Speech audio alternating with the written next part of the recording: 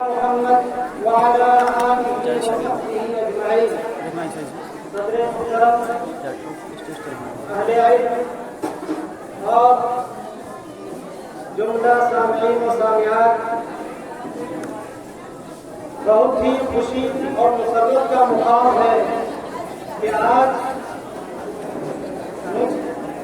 خطیب کو آپ لوگوں کے سامنے کھڑے ہونے کی سعادت مل رہی ہے. یہ بہت ہی شرف کی بات ہے. یہ میرے بھائی تبریز صاحب کے اصرار کا نتیجہ ہے کہ میں آپ لوگوں کے سامنے ان بڑے اساتذہ علم کے سامنے کھڑے ہونے کی جرات کر رہا ہوں. اور آپ لوگ خوش نصیب ہیں کہ آپ لوگوں نے یہ حسین پروگرام منعقد کیا ہے اور اہل علم کی ایک جماعت کو مدعو کیا ہے جس میں آپ بڑے اہل علم سے ان کے خطاب، ان کی تقریریں سنیں گے اور ان سے محفوظ ہوں گے. مبارکبادی کا مستحق ہے اس مدرسہ کے تمام ذمہ داران، خصوصاً جس مقصد کے لیے یہ مجلس منعقد کی گئی ہے. اس میں ایک اہم مقصد مجلہ النور کا اجرا ہے جو تقریباً روہتک ضلع میں یہ پہلا مجلہ، اردو کا پہلا مجلہ شائع ہوا ہے. اس عظیم موقع سے میں مجلہ کے ذمہ داران مدیر مسئول جناب نصب العین سنابلی صاحب اور حافظ ربیع اللہ زیدی صاحب اور اسی طرح نائب مدیر تبریز فراز تیمی صاحب، شاکر صاحب تیمی صاحب اور جملہ ذمہ داران مبارکبادی کے مستحق ہے کہ انہوں نے ایک عظیم کام اپنے ذمہ لیا ہے. اور یہ جو میگزین اور مجلے نکالنے کی جو جرات اور جو ہمت بہادری انہوں نے کی ہے، یقیناً یہ بہت بڑی بات ہے. آج کے اس دور میں جب مجلہ نکالنا، صحافت کے لیے کام کرنا کوئی آسان نہیں رہ گیا ہے، ایسے وقت میں اگر ان لوگوں نے یہ ہمت کی ہے، یہ جرات کی ہے، تو یقیناً یہ مبارکبادی کے مستحق ہے. اور ان کے لیے ہم سب دعا کر سکتے ہیں کہ اللہ تبارک و تعالیٰ ان کے عزم و حوصلہ میں مزید توانائی عطا کرے تاکہ مجلے کو مزید ترقیوں سے نوازے اور مجلے کے لیے خوب ڈھنگ سے اپنی ذمہ داری ادا کرتے رہے. میرے بھائیوں، اس موقع سے میں چند باتیں آپ کے سامنے پیش کر کے اپنی جگہ دوں گا. یہ دور میڈیا کا دور ہے، یہ دور صحافت کا دور ہے. آج آپ جانتے ہیں کہ زمینی اور اسلحے کی جنگ سے زیادہ اس دور میں قلم سے جنگیں لڑی جا رہی ہیں. یہ اس دور میں زیادہ تر جو جنگیں لڑی جا رہی ہیں وہ میڈیا کے ذریعے لڑی جاتی ہیں. آپ اس دور میں تلواریں، ہتھیار وہ کام نہیں کرتا ہے جو کام اخبارات کرتے ہیں، جو کام صحافت کے ذریعے کیا جاتا ہے. اسی لیے اکبر الہ آبادی کا ایک شعر مشہور ہے، کھینچو نہ کمان نہ تلوار نکالو، جب لوگ مقابل ہو تو اخبار نکالو. میرے بھائیوں، یہ صحافت اور صحافت کو زندہ کرنا یہ کوئی آسان کام نہیں ہے اور اس کی اہمیت اپنی جگہ مسلم ہے. جب لوگ تلوار اٹھائیں، جب لوگ ہتھیاروں سے جنگ کریں، ایسے وقت میں کہا جا رہا ہے کہ ایسے نازک موقع پہ بھی اگر آپ قلم اٹھاتے ہیں، آپ اپنی تحریروں کے ذریعے دنیا کے سامنے آتے ہیں اور قلم کے ذریعے جنگ لڑتے ہیں، تو یہ جنگ زیادہ مفید ہوگی، یہ آپ کا قلم زیادہ مؤثر ہوگا. آپ جنگ جیتنے کے لائق ہو سکیں گے، ان لوگوں پہ آپ جیت حاصل کریں گے جو لوگ ہتھیاروں سے جنگ کرتے ہیں. میرے بھائیوں، تاریخ میں آپ دیکھ لیں، تاریخ کے ہر دور میں قلم کی جو اہمیت رہی ہے، میڈیا کی جو اہمیت رہی ہے، صحافت کی جو اہمیت رہی ہے، وہ اپنی جگہ مسلم ہے. اس کے ذریعے جہاں حکومتیں بنائی جا वहीं हुकूमतें गिराई भी जाती हैं। आप देखेंगे कि मुस्लिम दुनिया में 19वीं सदी में जो इनकलाब आया, 19वीं सदी से पहले मुस्लिम दुनिया में इन्हितात का, ज़वाल का दौर था। 19वीं सदी के आगाज से जब नेपोलियन बोनापार्ट मिस्र पर हमला किया और वहाँ प्रेस लेकर आया और वहाँ सबसे पहले उसने अखबार जारी किया तंबीह के नाम से, फिर उसके बाद अल-मकाए अल-मिस्रिया के नाम से अखबार जारी किया और उसके बाद मुस्लिम दुनिया में चूंकि नेपोलियन ने अपने साथ प्रेस लेकर आया था, तो उस प्रेस के जरिए मुसलमानों ने किताबों की इशाअत शुरू की, अखबारात की इशाअत शुरू की और फिर मुस्लिम दुनिया में एक इनकलाब पैदा हो गया। मुस्लिम दुनिया जो इन्हितात और ज़वाल की अंधेरे में कामत गोइयां मार रही थी, ऐसे वक्त में जब प्रेस उनके हाथ में आया, ये प्रेस दुश्मनों के हाथ से जरूर आया था, लेकिन जब मुसलमानों ने उसका इस्तेमाल किया तो अरब दुनिया के अंदर, मुस्लिम दुनिया के अंदर वो तरक्की पैदा हुई जिसको आज हम लोग देख सकते हैं। नहीं तो उससे पहले बिल्कुल अंधेरा था, ज़वाल था, इल्मी ज़वाल था, फिक्री इन्हितात था।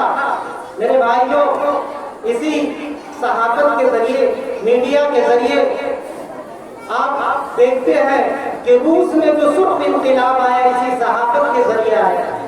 सहाफत के जरिए पहले राहनुमार की गई और फिर इतना बड़ा इनकलाब आया कि आप जानते हैं कि सोवियत यूनियन जो था, इतने कई ममालिक का एक मजमुआ था और इतना बड़ा इनकलाब आया जिसका आप तसव्वुर नहीं कर सकते। फिर उसके बाद आप अपने पड़ोसी मुल्क को देखते हैं कि जंग आजादी के मौके पर वहाँ किस तरह सहाफत के जरिए, मीडिया के जरिए काम किया गया। मौलाना अबुल कलाम आजाद ने सहाफत के जरिए अवाम के अंदर आजादी का जो जोश भरा था, जो उनके अंदर बहादुरी और आजादी को हासिल करने का जोश भरा था, उसी के नतीजे में उन्हें आजादी हासिल हुई। तो मेरे भाइयों, सहाफत की अपनी अहमियत होती है। सहाफत के जरिए एक सहाफी क्या करता है? सहाफत के जरिए एक सहाफी अवाम के अंदर समाजी और सियासी शऊर को बेदार करता है। सहाफत के जरिए एक सहाफी अवाम की अच्छाई और बुराई को उनके सामने पेश करता है, आईना बनाकर पेश करता है, ताकि अवाम अपनी अच्छाई और बुराई को देख सके। सहाफत के अंदर, सहाफी के अंदर ये जुर्रत होती है कि वो अवाम और हुकूमत के दरमियान सालिसी का किरदार अदा करता है। सहाफी अपने कलम के जरिए अवाम के मसाइल को उठाता है। सहाफी अपने कलम के जरिए अवाम के मसाइल पे तज़किया करता है। सहाफी अपनी सहाफत के जरिए वो कारनामा अंजाम देता है कि जिसके जरिए समाज में इन्क़िलाब पैदा होता है। तो मेरे भाइयों, ये कोई आसान काम नहीं है और इसकी अहमियत अपनी जगह मुसल्लम है। बहुत बड़ा अलमिया ये है कि मुसलमानों ने जिस तरह और दीगर कामों पे तवज्जो दिया, लेकिन सहाफत में वो तवज्जो आज तक मुस्लिम दुनिया में वो तवज्जो हासिल ना हो सकी। आज हम अपने इर्द गिर्द देख लें, अपने समाज में देख लें, अपने मुल्क कौम में देख लें, आप पूरी दुनिया में मुसलमानों की हालत देख लें। उनके पास गिने चुने मीडिया हाउस है, बल्कि अगर ये कहा जाए कि आटे में नमक के बराबर भी नहीं है तो ये सही होगा। और खासकर मुल्क नेपाल के अंदर आप जानते हैं कि लोग बहुत सारे काम कर रहे हैं, बहुत सारे फलाही काम कर रहे हैं, तालीमी काम कर रहे हैं, और यकीनन जो सब काम हो रहे हैं सब अपनी जगह पे सही है। लेकिन हमें ये समझना है, इस अहमियत को जानना है कि सहाफत एक ऐसी चीज है कि अगर उसके लिए मुस्तकिल काम किया जाए, अगर उसके लिए मुस्तकिल एक शोबा बनाया जाए, नहीं कि वो किसी के मार के हाथ हो, अगर इसको हम इतनी अहमियत दे पाए कि उसके लिए एक मुस्तकिल इदारा बना सके जिसके अंदर सिर्फ सहाफत का काम हो,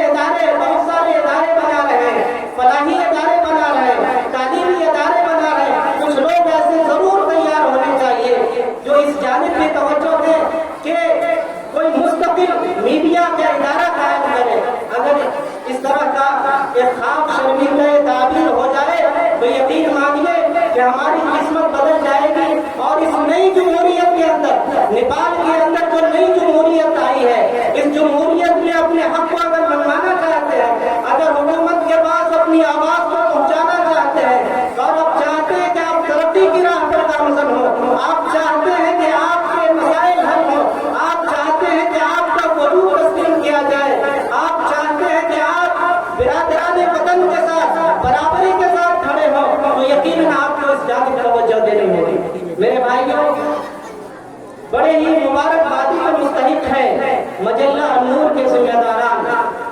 ان کی جتنی بھی تعریف اور ستائش کی جائے کم ہے کہ انہوں نے اس مایوسی کے اس دور میں امید کا ایک چراغ روشن کیا ہے. اس چراغ کو باقی رکھنا اور اس کی لو کو بڑھاتے رہنا ہم سب کی ذمہ داری ہے. اس چراغ کے اندر تیل بھرنے کا کام کرنا ہم سب کی ذمہ داری ہے. سماجی ذمہ داری بھی ہے، دینی ذمہ داری بھی ہے. میرے بھائیوں، اس مجلہ کے ذریعے آپ دین کی دعوت کا بھی کام کر سکتے ہیں. اس مجلہ کے ذریعے آپ اپنے اندر سیاسی شعور بھی پیدا کر سکتے ہیں. اس مجلہ کے ذریعے آپ اپنے اندر سماجی اصلاح کا کام بھی کر سکتے ہیں. میرے بھائیوں، جس طرح خطیب ممبر سے جس طرح دین کی تبلیغ اور دعوت کا کام کرتا ہے، ایک صحافی قلم کے ذریعے اپنی تحریروں سے یہ دعوت اور تبلیغ کا کام بھی کرتا ہے، سماج کی اصلاح کا کام بھی کرتا ہے اور سیاست میں اپنی آواز کو بلند بھی کرتا ہے. میرے بھائیوں، مجھے امید ہے کہ مجلہ النور کے ذمہ داران ان باتوں کو خیال رکھیں گے اور اس بات کی کوشش کی جائے گی کہ مجلہ کے اندر جس طرح دینی مضامین ہوتے ہیں، اسی طرح اس میں چند ایسے مضامین ضرور ہوں جو ملک نیپال سے متعلق ہو، نیپال کے سماج سے متعلق ہو، نیپال کی سیاست سے متعلق ہو، نیپال کی معاشیات سے متعلق ہو، نیپال کی خبروں سے متعلق ہو، نیپال کے اوپر بھی بات کی جائے. یقیناً مجھے امید ہے کہ مجلہ النور کے ذمہ داران اس جانب توجہ دیں گے اور انشاءاللہ ہم لوگ ان کے قدم بقدم ساتھ چلیں گے تو یہ کام آسان ہوگا. آخر میں اللہ تبارک و تعالیٰ سے دعا ہے کہ اللہ تبارک و تعالیٰ ہمارے اندر دین کی خدمت کا جذبہ پیدا کر دے. اللہ تبارک و تعالیٰ ہمیں متنوع کام کرنے کی توفیق عطا فرمائے. اللہ تبارک و تعالیٰ ہمیں دین کا خادم بنائے. وآخر دعوانا الحمدللہ. شکر جزاک اللہ.